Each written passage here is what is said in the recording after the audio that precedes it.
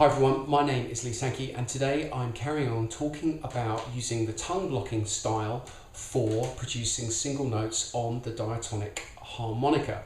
So over the last couple of videos we've been talking about starting from ground zero, tongue blocking single notes, and then last week we went through a scale where you continued using your lip pursing on the draw 3, draw 2, draw 1, or the bottom 3 holes of the harmonica, but switched to tongue blocking on draw 4 up to the blow 6. So today we're going to be extending that with a couple of great moves which are very reminiscent of William Clarke, and also I think show really the sort of power of tongue blocking. And you can do both of these techniques lip pursed, but I think this is a great way of contrasting the different sound you get when you use tongue blocking, but also the different feel and the different way you can connect and shape notes when you tongue block compared to lip pursing. I also want to say a quick word about the book that I've been working on over the last 18 months, 2 years now, and I will be making an announcement over the next couple of weeks about a dedicated website for the book itself, which I've been working really hard on, and I've interviewed some amazing musicians all over the world. Started out as a harmonica book, but it's not really a harmonica book anymore,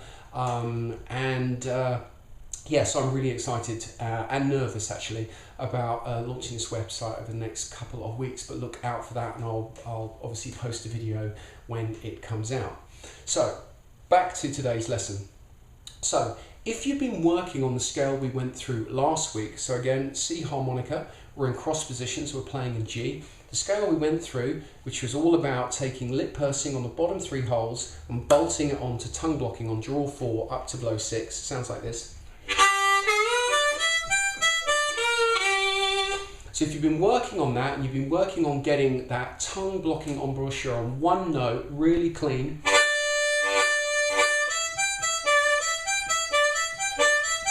then you're ready for the next stage, or the bit that I'm going to cover today. And that very simply is adding the draw 7, which is the major third in cross position, to that scale. So it's going to sound like this. And you can do it down.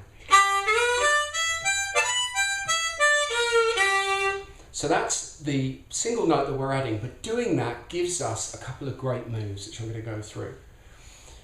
So the first one is very simple but very, very effective in solos. It's a great statement piece, and it's something that you can work on, a technique that you can use on lots of different notes.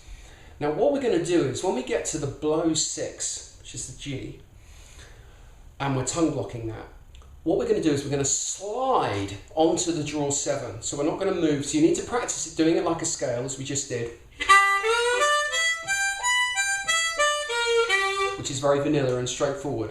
But now we're going to add this little twist, which is sliding onto the draw 7, tongue blocked, much like a pianist would slide their hand onto a note, or a guitar player would hammer or trill onto a note. So it's going to sound like this. Okay, so it's that. So I'm starting that around the draw 4 and just catching some of those notes. But that tongue block embouchure gives it a certain sound and gives you a certain connection. Then what we're going to do is we're going to do that slide, but we're going to end on the blow 6. So it's going to sound like this, which you can either hit as a single note or as an octave. Once more. That's with the octave, single note. Now that one phrase and that one move, you can obviously do that lip pursed, but to me it doesn't sound quite the same. And the crucial thing, whether it sounds better or fatter or whatever, is the connection with the note, the connection with the harmonica, which is different. So that's a great way of contrasting your lip pursing playing with the tongue blocking. And I think this one move and the next one certainly really shows the power of tongue blocking. Now this, just taking those 2 notes, the draw 7 and the blow 6, that's a great statement phrase which you can use in lots of different ways in your solos in cross position. So if you have something like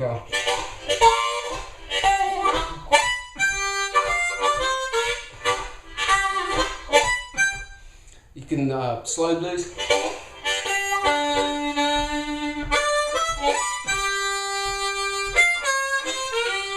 So it's a really simple but effective thing to be able to do. Or as an octave. Or even hitting that draw 7 as an octave. That's really William Clarke. So this, contrast that with lip pursing, it's very, very, very different. So what we can do is we can take the scale that we've got and we can add that phrase on the end. And again, it's a great phrase, great lick to play around with in your solos. So the second thing that we're going to do is we're going to extend the phrase with this, it's not really a head roll, but it's a kind of arpeggio, quick arpeggio. And it, again, sounds really cool, but it's pretty simple to do actually. Sounds like this. So that last little bit. So what am I doing now? When I land on the blow 6, the arpeggio, I then go draw 6, draw 5, draw 4, blow 4, and then back to the draw 4. So very slowly.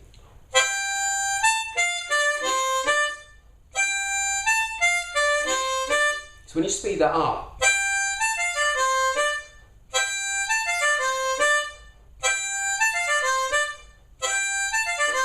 that's the way to learn it. Don't sort of bluff it and the notes aren't clean. You need to start like that and build up a pace. And that's a good tip actually for a lot of the head rolls. You know, these kind of, those kind of things William Clarke was fantastic on. A lot of people are just kind of bluffing and moving their heads randomly and they're not really holding on to the notes. So this is a really good way of learning those kind of moves. So you, once again, blow 6 and then you're doing the draw 6, draw 5, draw 4, blow 4, draw 4. Or you can end just purely on the blow 4 actually. But the key thing is to start slow, really hit each note accurately.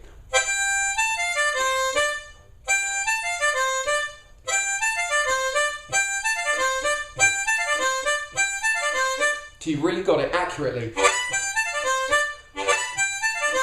And think of it like a piano player, you know, during a trill. Each of those keys being beautifully hit. That's what you're aiming for. So we can take that move and we can add it into the scale and combine it with that little slide that we have. So you've got, and I'm just ending on lip pursing on the draw 3 and draw 2. Now I wouldn't do that normally when I'm playing. I would normally tongue block all of that, but these lessons are all about how you can learn to start tongue blocking if you're already lip pursing. And I think a lot of people get frustrated because they try and tongue block on the low end of the harmonica where it's very difficult to bend and get accuracy. So this is how I learned to tongue block, and a lot of other players I know as well. So that's a really cool, simple but highly effective a couple of moves, which again I think very reminiscent of William Clarke, and really show the benefits and the potential difference and contrast with doing those moves lip pursing, which I encourage you to learn and to kind of contrast with that sound. So once again, you've got from the draw 2 up to the draw 7, that little William Clarke type move onto the blow 6, and then the other William Clarke move down to the blow 4, draw 4, and then onto the 2, lip pursed. Now, you can use that little arpeggio to transition into chord changes because you've got the blow 4, which is obviously the 4 chord, and the draw 4, which is the 5 chord.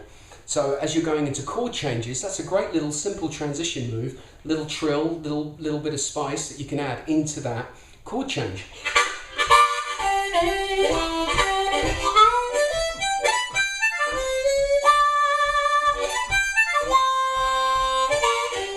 As kind of rough examples. So play around with it, and you can use that arpeggio to transition into chord changes, as I said.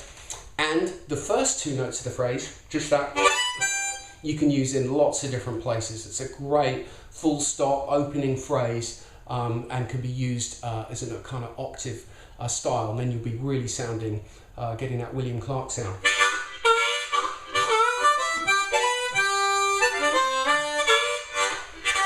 Etc.